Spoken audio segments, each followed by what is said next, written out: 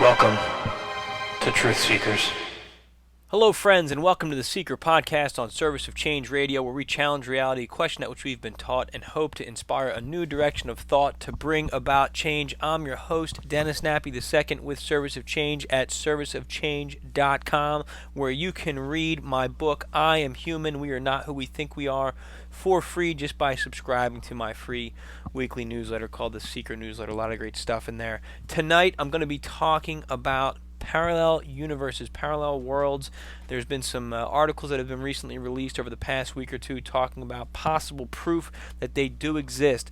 Does that mean that there may be other people, other you and another me, running around existing in multiple different worlds, living out different lives with different choices and different consequences? Let's get into that tonight. There's some relevant things I want to talk about. But before I get into that, there is some more news that came out over the past week as well about Mars. And I'm looking at usnews.com. The title is NASA Solar Winds Destroyed the Ocean on Mars. Let's say that again, the ocean on Mars, which I think is fascinating, and it ties into something that I read years ago that I'm going to talk about in a minute. But it says NASA on Thursday, this is an article by Time Horizon, NASA on Thursday unveiled data from a Mars probe that confirms the red planet once had an ocean and air, but it transformed into frozen desert because it lost the ability to protect itself against the solar currents of the sun.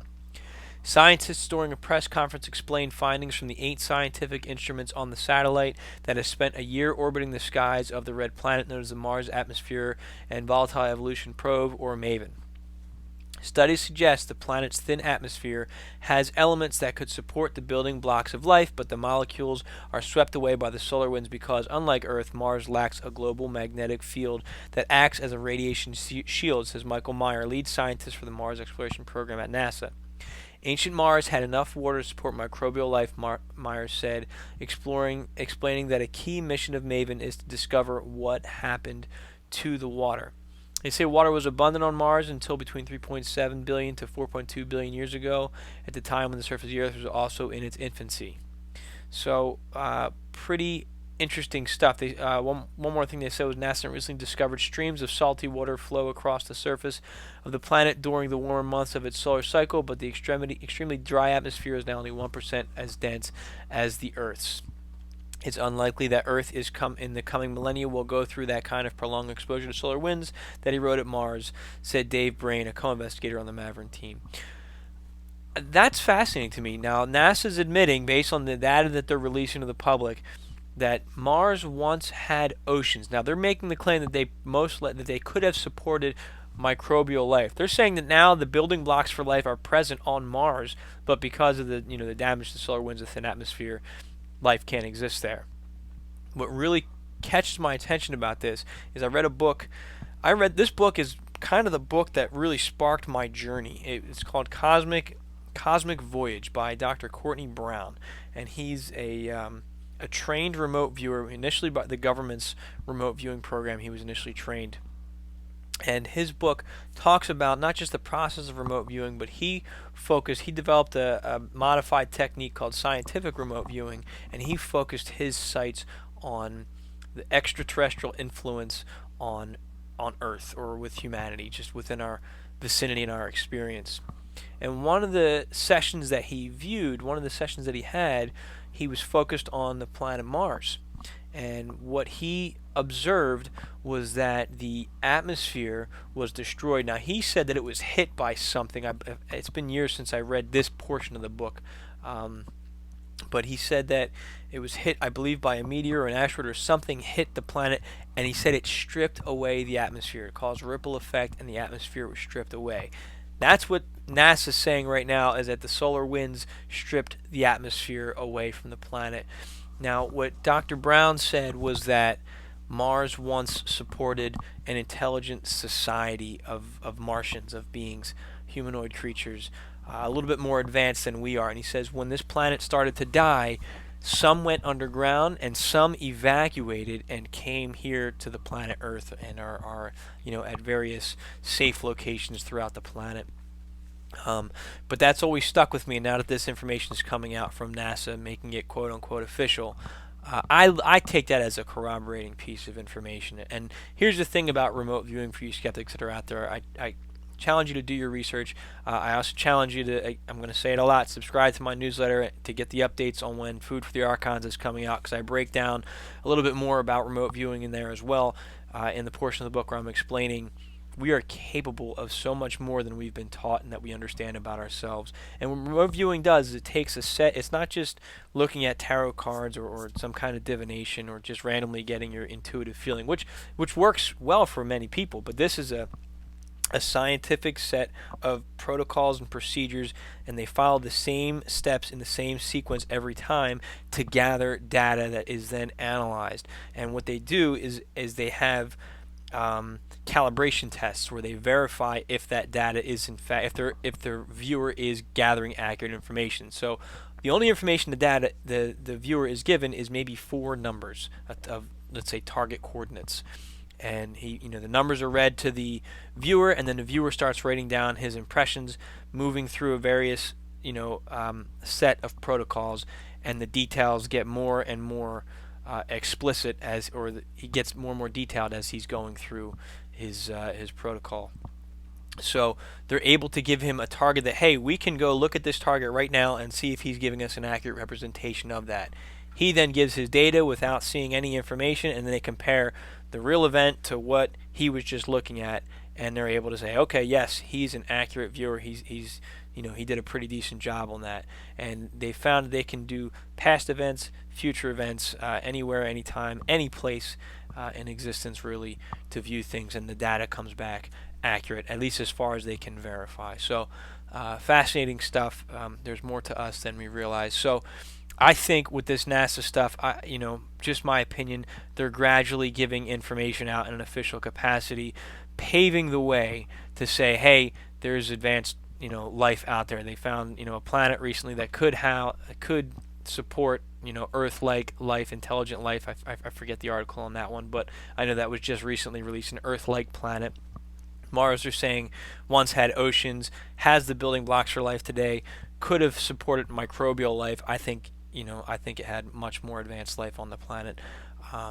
Fascinating pictures that come out. You don't know what's doctored, what's somebody just reading too much into it. But there are some questionable photos that do come out from these Mars rovers of things on not just Mars but the Moon as well. But that's a whole other show. Maybe I'll put some stuff together and get into that, the anomalies on the Moon. Look into it though before you just start going, hey Dennis, you're sounding crazy. Check that stuff out. But let's get into the bulk of the show. Parallel worlds exist, and I have some personal experiences. I don't want to say I have personal experiences with parallel worlds, but my suspicions arise that these worlds do exist based on some experiences I've had in my own life that I want to talk about. But before I get into that, let's look at some of these articles that have come out talking about parallel universes and what they are. So in an article dated November 6, 2014, this is at mnn.com. I'll have all the links to everything I talk about in the show notes at serviceofchange.com. But it says, parallel worlds exist and interact with our world, says physicists. And in looking at this article, I'm paraphrasing, but it says, the idea of parallel universes in quantum mechanics has been around since 1957, explained Howard Wiseman, a physicist at Griffith University in Brisbane, Australia. And one of the physicists to come up with the many worlds interpretation. Each universe branches into a bunch of new universes every time a quantum measurement is made. All possibilities are therefore realized. In some universes, the dinosaur-killing asteroid missed Earth. In others, Australia was colonized by the Portuguese. But critics question the reality of these other universes since they do not influence our universe at all. On this score, our many interacting worlds approach is completely different, as its name implies.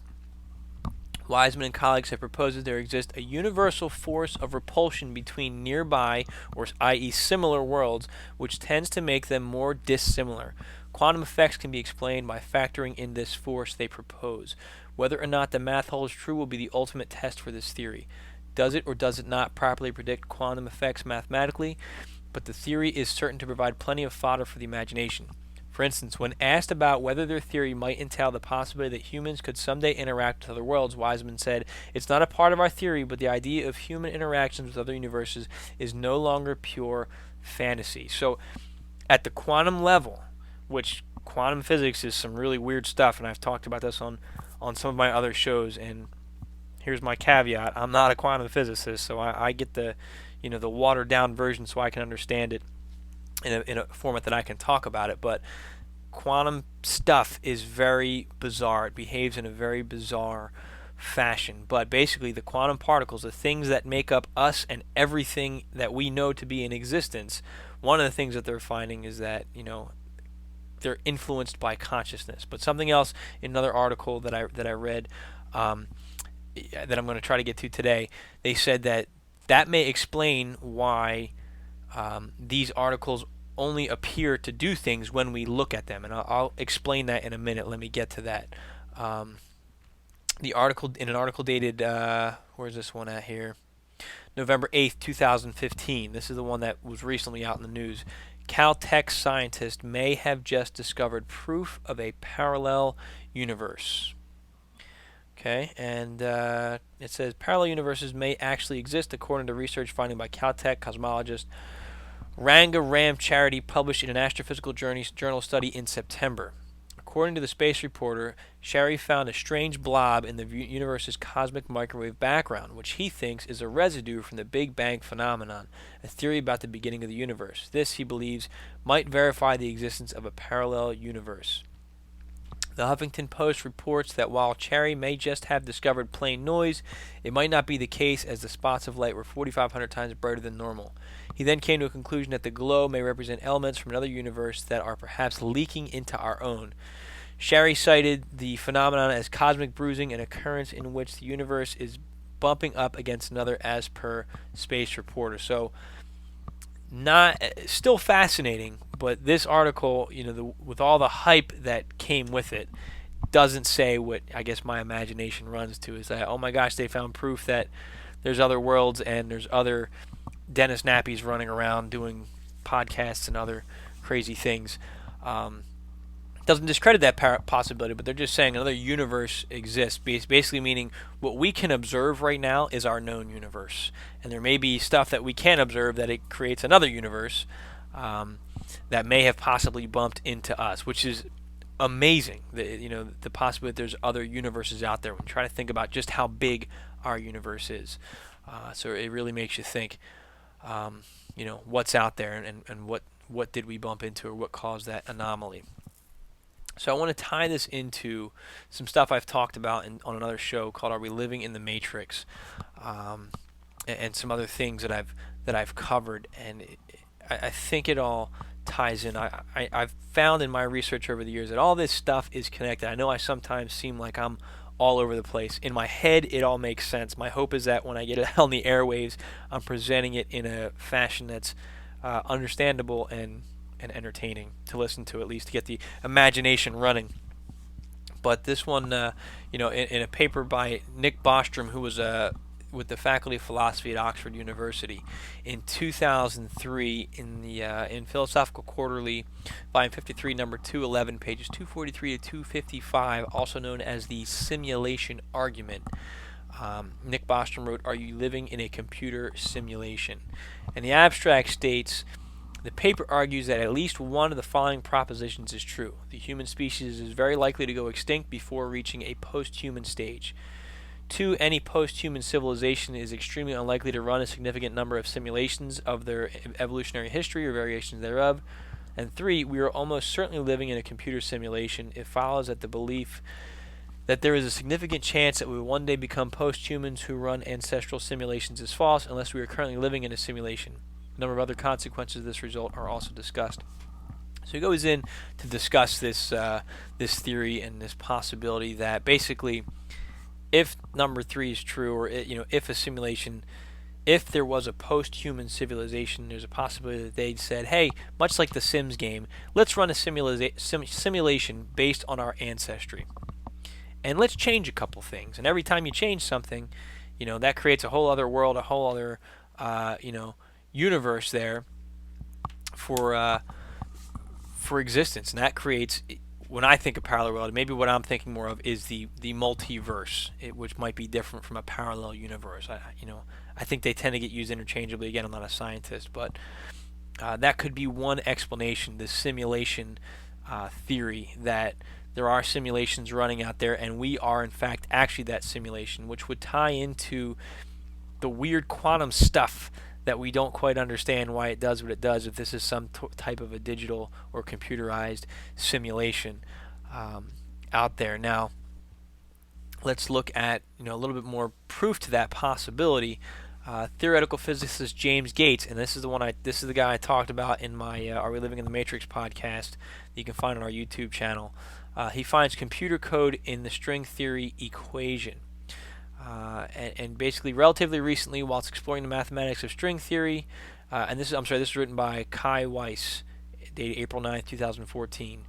Theoretical physicist James Gates and his research discovered something rather interesting buried deep within the mathematical equations of supersymmetry. They found computer code, and it isn't just random ones and zeros. Bizarrely, the code they found is code which is used in computer browser operating system software. Binary code. They have it as block linear self-dual error correcting code. Okay? It's fascinating. It basically says block linear self-dual error correcting codes are vital in the exchange of digital information as they monitor code sent and measure it against what's already known, self-adjusting as required in order to accurately transmit and receive the correct information. So, Professor Gates discovered computer code found when studying string theory, basically. So and he said in an interview with Neil deGrasse Tyson, he said the strangest thing for him to accept during his research was that his words, the movie The Matrix, may be an accurate representation of his life. We may be in some kind of simulation. So that leads credence to the simulation theory and the fact that there might be a multiverse going on. Maybe I'm making some leaps here, but it's possible, and I find that to be very, very exciting. That hey, there might be, another me out there. There might be multiple me's out there, kind of like Jet Li's movie The One, or there's a movie called Parallels. A lot of different films and books out there talk about, in the science fiction realm, but maybe someday that's going to become science fact. And lastly, I have an article, and again, all this is going to be linked in the show notes at serviceofchange.com, but this is from the eventchronicle.com, and this is dated, where's my date here, May 13th, 2015. NASA scientists says we may be living in a matrix-like digital imprisonment designed by aliens. Okay. And the part that I wanted to read was Rich Terrile, director of the Center for Evolutionary Computation and Automated Design at NASA's Jet Propulsion Laboratory, has spoken up about the digital simulation. Right now, the fastest NASA supercomputers are cranking away at about double the speed of the human brain, the NASA scientist told Vice. If you make a simple calculation using Moore's law, which roughly claims computers double in power every 2 years, you'll find that these supercomputers inside of a decade will have the ability to compute an entire human lifetime of 80 years, including every thought ever conceived during that lifetime, in the span of 1 month. In quantum mechanics, particles do not have a definite state unless they're being observed. Many theorists have spent a lot of time trying to figure out how you explain this. One explanation is that we're living within a simulation, seeing what we need to see when we need to see it. That's what I was trying to talk about 3 articles ago. I got ahead of myself.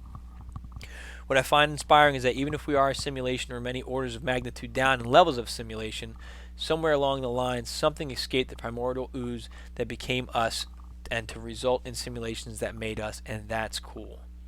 So, and the article goes on to talk about a lot more, things that could explain in our crazy world. But, they say that, looking at quantum particles, they don't do anything. They don't appear until we observe them. So he said that basically, all right, I'm playing a computer game, and that is not there right now. It's not on the screen until I'm ready to go into that window or to go into that world or to pull that item out of the bag. If you're playing some kind of video game, it's the same concept. Those quantum particles don't need to manifest and appear until you observe them, until you consciously call them into existence, basically. They're out there somewhere stored in data and ready to come out. So there's more and more theorists that are out there, but there's also some evidence that's starting to be built to suggest that this is going on. In the last show that I talked about with, some of the other stuff, talking about the digital universe and the holographic universe, there's more and more stuff out there, I think, that is starting to put a picture together. And there are people out there who understand it a lot better than me, but I see it. I see it a lot differently than what I was taught as a child. There's much more to our reality. And this show, I wanted to do this show because, it hits kind of close to home for me, as most of the shows that I do tend to. But I've had a series of dreams throughout my life, especially over the last 5 to 6 years, I'd say, where they seem more real. Now, I believe it was Descartes who talked about, I can't really determine the difference between I'm dreaming and when I'm awake. That's where he came up with, I think, therefore I am. That was the best conclusion he could come to on who we are, what is our existence, what are we. But if I can't tell the difference between when I'm dreaming and when I'm awake, now I have had lucid dreams where I'm able to say, okay, this is in fact a dream. But I've had certain dreams where it just feels like it's so much more than a dream. Like I'm a part of something, like I'm witnessing something. And in some of these dreams, I've had relationships with people that, in most cases, that I know, that are friends of mine or acquaintances of mine. But in those dreams, my relationship to them is different than it is now. I had a dream about somebody who was a mere acquaintance of mine, but in this dream, I knew this person so well. She was such a good friend of mine in this dream, and we had this strong bond, this strong connection, this strong relationship. And it felt so real, and I was me and she was her, but it was just different. And I remember waking up and I still had those feelings of friendship, and I didn't really care for this person, but when I woke up, I had this strong feeling of friendship for her because that dream was so real to me that I had that experience. And I just wondered if they're saying these quantum particles are interacting with in our worlds on the quantum level, maybe our dreams are a way to access that. Maybe we do get glimpses into those other worlds, because I've had those experiences multiple times in my life where I view somebody in a different light, and it's as if it's a whole different world, and I don't realize it at the time during the dream, but then I wake up and I realize, wow, that was different, but that was just such a, I have to think for a minute of which world that I'm living in, and so just some really interesting experiences that I've had with that, and I had another encounter where it was somebody I knew, and I was in a relationship with this person, and I'm not in this waking life. But I the more I analyze that dream or that experience, I don't know that I was me. I don't know that I was Dennis Nappy. I almost felt like as if I was somebody else. And it was just, again, I can't stress the realness of these experiences. I've had some dreams you wake up like, oh, that was goofy, But these, it's as if it's a real memory that I have, that I was somebody else and experiencing a discussion that I was having with this person. I don't know them well enough to contact them like, hey, did you ever have an experience like this or a dream like this or anything like that? But it was so profound just to be a part of that. I almost wonder if I'm learning something or maybe I just have an overactive imagination. But when I see multiverse, multi-universe, I tend to be a believer based on just my intuition. I go off my intuition a lot, as those that follow the show and read my work know. But they were such powerful experiences. Just sitting at we had an argument in the street, and then I walked into what I guess was my apartment, and then she came in and sat down at the table, and we continued our discussion, and it was just so powerful. And I don't know that I was even Dennis Nappy II, but I just saw an article. I didn't get a chance to read it yet, but it says, physicists, doctors, physicists,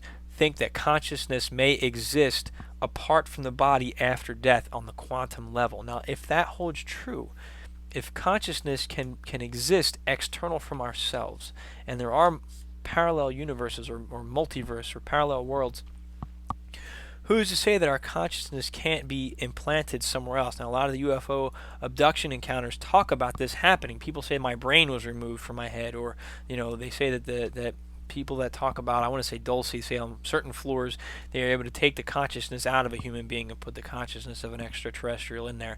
Not saying that's true or not, but this stuff is out there where people are making these claims that consciousness can be transplanted. Is that really any different than taking the hard drive out of this one computer and connecting it to another computer? It all depends on how you view consciousness in the human brain. The brain might just be nothing more than a CPU that is on a Wi-Fi signal that is downloading consciousness from wherever it is stored, especially if this is a digital universe. So I guess I'm looking at a couple different things. Can I experience myself in a parallel universe where I'm just tapping into that consciousness?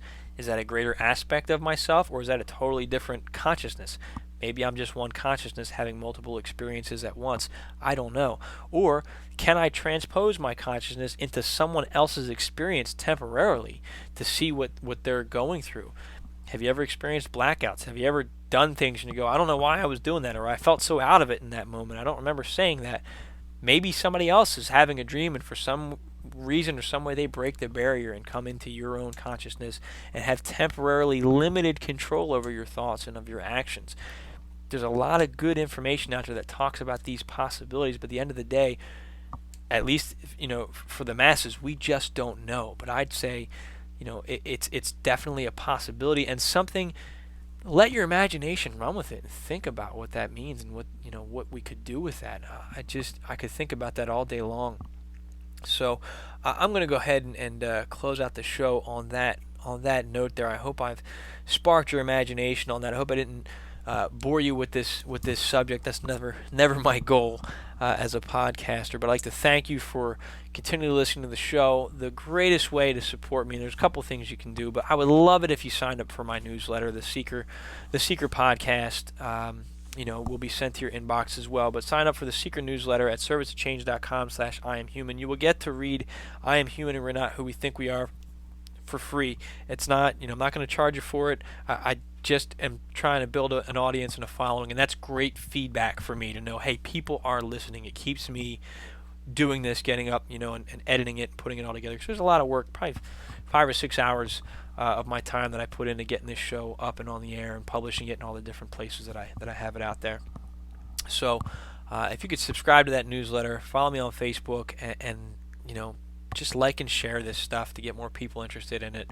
I would really, really appreciate it. That would just be great. So again, servicechange.com/IamHuman, and that will walk you through, the preliminaries of why I'm thinking the way I do and some of the experiences I've had. And it's a great build-up for Food for the Archons, which promises to be possibly a life-changing book for somebody that's not, never broached this stuff before. And for those of you that are interested in this topic and have, are well researched in it, I think you're going to appreciate the dots that I'm connecting and the sources that I'm pulling, because they're not common sources that you see in a lot of these types of books.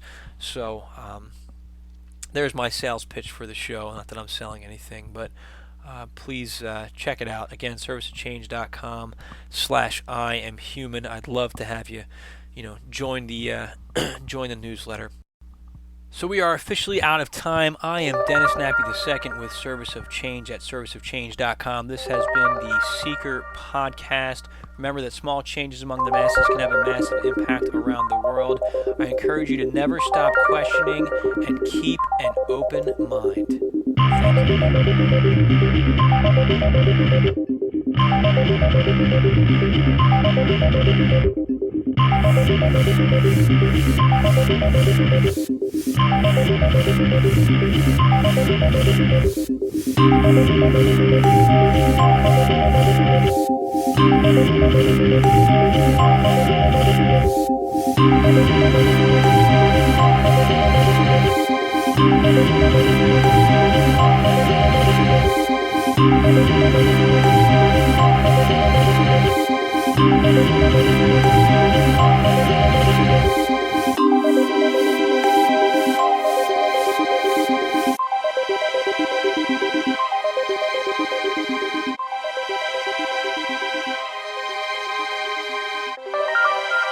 Welcome to Truth Seekers.